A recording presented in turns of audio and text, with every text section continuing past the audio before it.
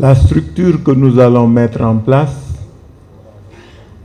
a pour but de faire en sorte que les 60 prochains mois, parce que c'est le délai qui nous est imparti, nous puissions avoir un scrutin transparent, sincère et serein.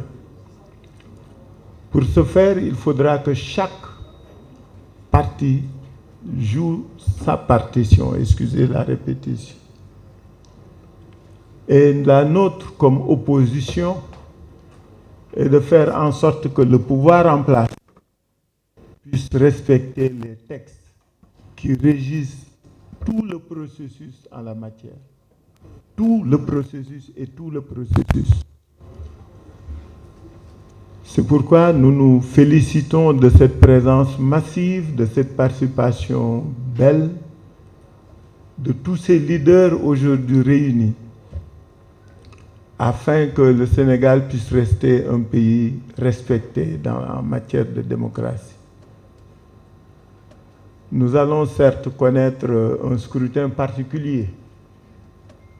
Les textes qui viennent d'être publiés laissent pantois beaucoup d'entre nous qui avons l'expérience des élections dans ce pays. Ceci est particulier.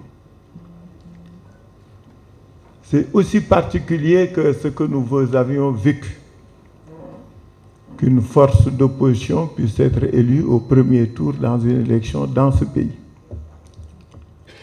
Donc ces moments particuliers que vit notre pays doivent être des moments où nous devons nous réjouir de la qualité du jeu démocratique.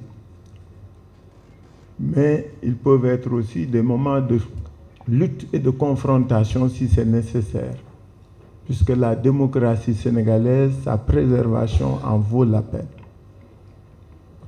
Donc notre structure est une structure de concertation, de réflexion, mais c'est aussi une structure de lutte afin que les règles démocratiques puissent être respectées dans ce pays. Selon l'article 4 de la Constitution, je cite, « Les partis politiques et les coalitions de partis politiques concourent à l'expression du suffrage dans les conditions fixées par la Constitution et la loi. » Fin de citation.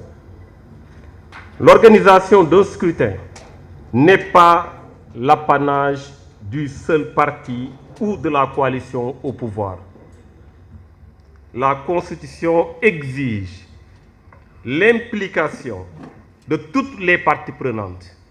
Ainsi, les partis politiques et les organisations de la société civile qui agissent pour la transparence du processus électoral ne peuvent tolérer que le refus de la concertation ouvre la voie à l'opacité et à la fraude,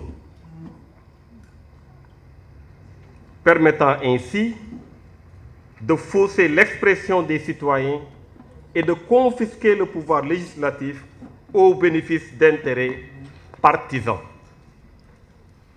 Laisser libre cours à ces stratégies destructrices sous fond de populisme, c'est tolérer que les acquis démocratiques obtenus parfois au prix de vies humaines soient remis en cause.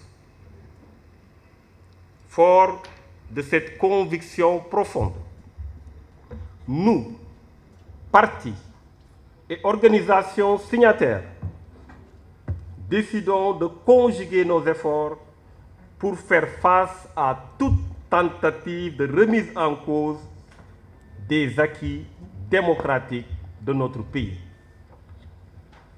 Nous exhortons le peuple sénégalais à se mobiliser et à se tenir prêt à participer massivement aux actions de lutte qui seront entreprises en cas de nécessité pour la préservation de ces acquis démocratiques. Ensemble, nous engagerons le combat pour un processus électoral concerté, consensuel et équitable. digne du Sénégal et de son prestige parmi les nations démocratiques.